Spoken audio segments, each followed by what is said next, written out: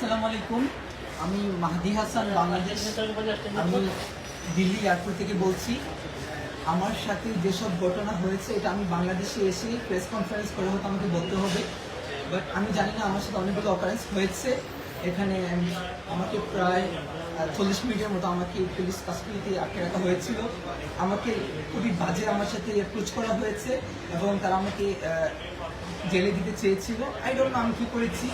এবং আমি বারবার বলেছিলাম যে if I do any kind of illegal work, আমার দেশের সাথে কন্ট্যাক্ট করেন, এম্বাসির সাথে কথা বলেন, আমার কান্ট্রি গভর্নমেন্টের সাথে কথা বলেন, বাট কেউ কিচ্ছু শোনে নাই। তারা আমার সাথে খুবই বাজে আচরণ করেছে।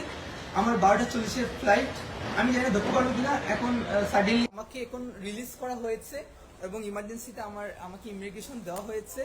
আমার 12:40-এর ফ্লাইট। আমি বাংলাদেশের মানুষকে বলবো যারা আমার জন্য টেনশন করেছেন, থ্যাংক ইউ এভরিওয়ান। এবং আমি এখন সেফ আছি এবং তাদের সাথে কথা বলেছি এবং এখন তারা আমাকে অ্যাপ্রোচ করতেছেন যে তারা নাকি ভুল মানুষকে ধরেছেন, বাট তারা আমাকে এত বাজে অ্যাপ্রোচ করেছে। Even one of the police, they were abusing me physically, touching me. So এগুলো আমি বাংলাদেশে এসে বলবো একজন ইন্টারন্যাশনাল প্যাসেঞ্জার কীভাবে করা উচিত কিনা। So thank you, I am safe now. এবং তারা আমাকে যে অ্যাপ্রোচ করেছিল যে আমি এসআই সন্তোষকে কিল করেছি, এজন্য আমার মোবাইলকে even as I international passenger তারা কি আমার প্রাইভেসি চেক করতে পারে? তারা ফোর্স করে তারা আমার ফোনকে আনলক করে আমার ফোন তারা চেক করেছে। And I will take action after coming to my country, ইনশাআল্লাহ। এখন আমি দিল্লি এয়ারপোর্টে আছি। তারা ইমার্জেন্সি হচ্ছে, আমি জানি না কি হয়েছে।